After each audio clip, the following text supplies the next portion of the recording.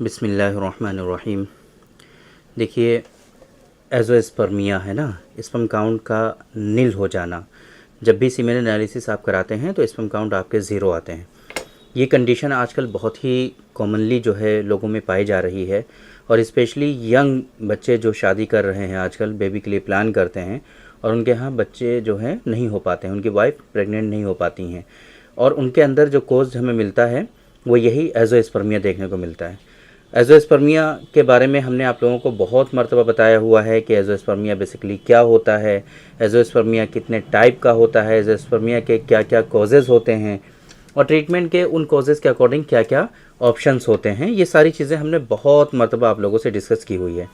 आज की इस वीडियो में जो हमारा मकसद है आप लोगों को बताने का, वो ये है एज़ोस्पर्मिया की एक सक्सेस स्टोरी है, उसके बारे में हम आप लोगों से बात करने वाले हैं कि एज़ोस्पर्मिया, जैसे कि हम आप लोगों को बताते रहते हैं कि ये है तो बहुत बड़ी परेशानी, लेकिन अगर आप किसी भी डिज़ीज़ के रूट कोज़ को आइडेंटिफाई कर लेते हैं, उसको डायग्नोज कर लेते हैं, जिसको हम लोग तशख़ीस अमराज़ के नाम से जानते हैं यूनानी सिस्टम ऑफ मेडिसिन में, डिजीज़ को प्रॉपर डायग्नोज करने को, अगर ये काम सही से आप लोग कर लेते हो और आपको पता चल जाता है कि आपके अंदर जो डिज़ीज़, जो बीमारी पनप रही है, जो डिज़ीज़ आपके अंदर है, वो उसका रूट कोज़ क्या है और किस वजह से है, और जो डिज़ीज़ है उस डिज़ीज़ का टाइप क्या है, स्पेशली जैसे कि एज़ोस्पर्मिया है, तो इसमें आपको ये हमेशा ध्यान देना चाहिए इस बात पर कि भाई आपका जो एज़ोस्पर्मिया है वो किस टाइप का है। क्या वो आपका जो है पोस्ट टेस्टिकुलर एज़ोस्पर्मिया है, प्री टेस्टिकुलर एज़ोस्पर्मिया है, या टेस्टिकुलर एज़ोस्पर्मिया है। ये चीज़ें आपको प्रॉपर वे में पता होनी चाहिए, क्योंकि बहुत सारे इसमें जो टाइप हैं उनमें आपका ट्रीटमेंट जो है वो मुमकिन भी है, ट्रीटमेंट हो भी सकता है, और बहुत सारे जो टाइप ऐसी हैं एज़ोस्पर्मिया की जिनका ट्रीटमेंट मुमकिन भी नहीं है ना। ऑब्स्ट्रक्टिव एज़ोस्पर्मिया, जिसमें ऑब्स्ट्रक्शन हो गया है, रास्ता ही ख़त्म हो गया है या रास्ता डेवलप ही नहीं हो पाया है, ऐसी कंडीशन में आपको जाहिर सी बात है एज़ोस्पर्मिया का ट्रीटमेंट मुमकिन नहीं है।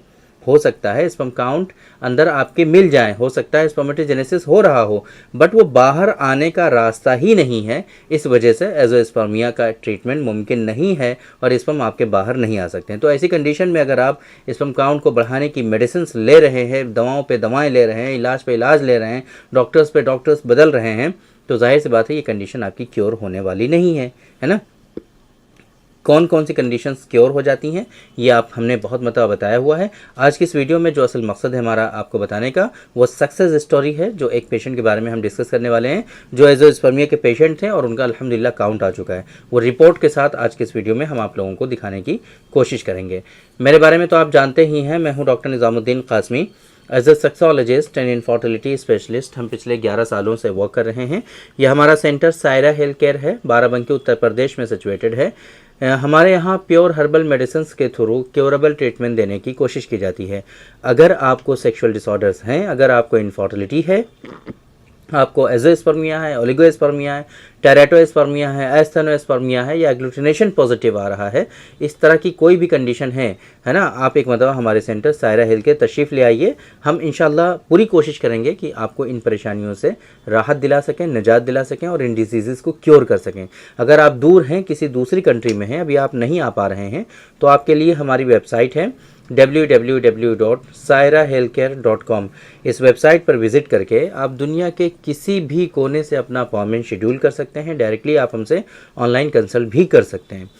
तो ये बहुत अच्छा ऑप्शन है ऑनलाइन कंसल्टेशन का। अगर आपको परेशानी है तो एक मतलब आप ऑनलाइन कंसल्ट करके देखिए। मेडिसिन भी हम कोशिश करते हैं कि आप तक पहुंच सकें और आराम से अल्हम्दुलिल्लाह दुनिया के मुख्तलिफ कोनों तक पहुंच रही हैं। आजकल कुछ इश्यूज़ चल रहे हैं इंटरनेशनली, तो फिर थोड़ा सा इशू हो रहा है, बाकी तो अल्हम्दुलिल्लाह मेडिसिन पहुँच जाया करती हैं। तो एक मतलब आप कंसल्ट करिए, हम पूरी कोशिश करेंगे कि जिस तरीके से भी आपकी हम हेल्प कर सकते हैं पूरी हेल्प करने की कोशिश करेंगे। तो बात करते हैं सक्सेस स्टोरी के बारे में। ये पेशेंट है हमारे, आप देख सकते हैं इनकी रिपोर्ट है। ये 30 साल के पेशेंट हैं, 30-31 साल के, और इनकी रिपोर्ट ये है 6 अक्टूबर 2025 की, जो इन्होंने हमारे पास भेजी थी, जिसमें इनको एज़ोस्पर्मिया क्लियरली आप देख सकते हैं।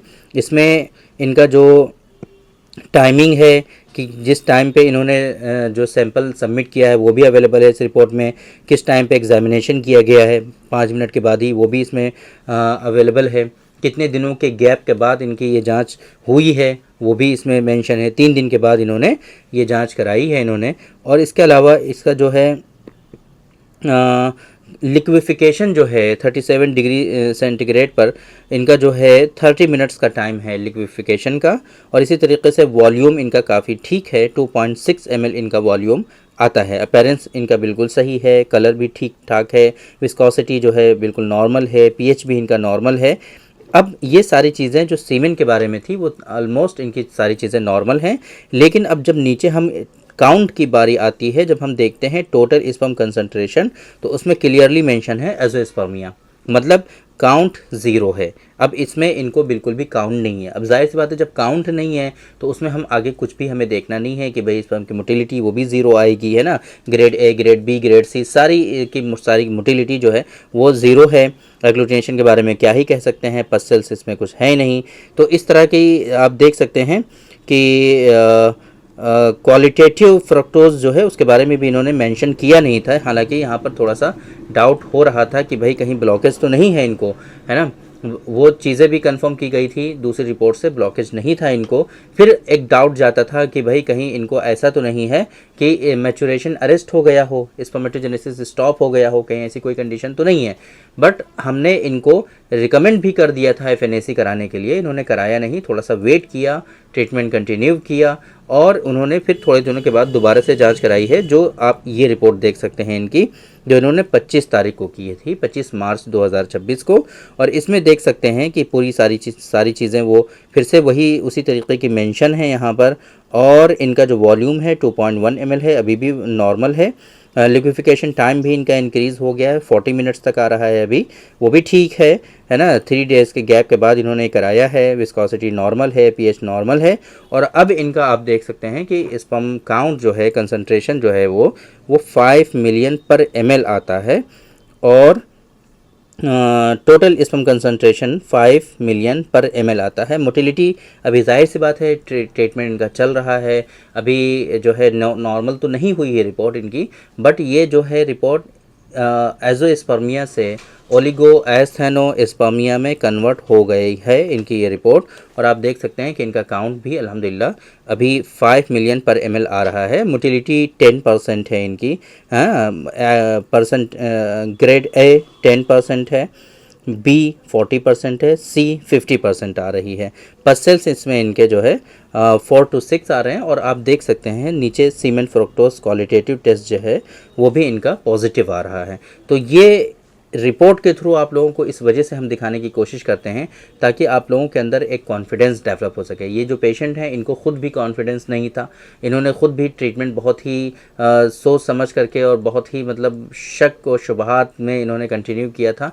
बट इस तरह की जो कंडीशंस होती हैं उसमें टाइम रिक्वायर्ड होता है, फ़ौरन ही लोगों को इतनी जल्दी आराम नहीं होता है। बहुत सारी कंडीशंस होती हैं एजोस्पर्मिया में। लोगों को ऐसा लगता है कि हम फर्स्ट डोज़ रखें मुंह में और फ़ौरन स्पर्म काउंट हमारे आ जाएं, तो ऐसा मुमकिन नहीं होता है। स्पर्मेटोजेनेसिस ऐसा है ही नहीं कि आप 1-2 डोज़ रखें मुंह में और फ़ौरन स्पर्मेटोजेनेसिस स्टार्ट हो जाए।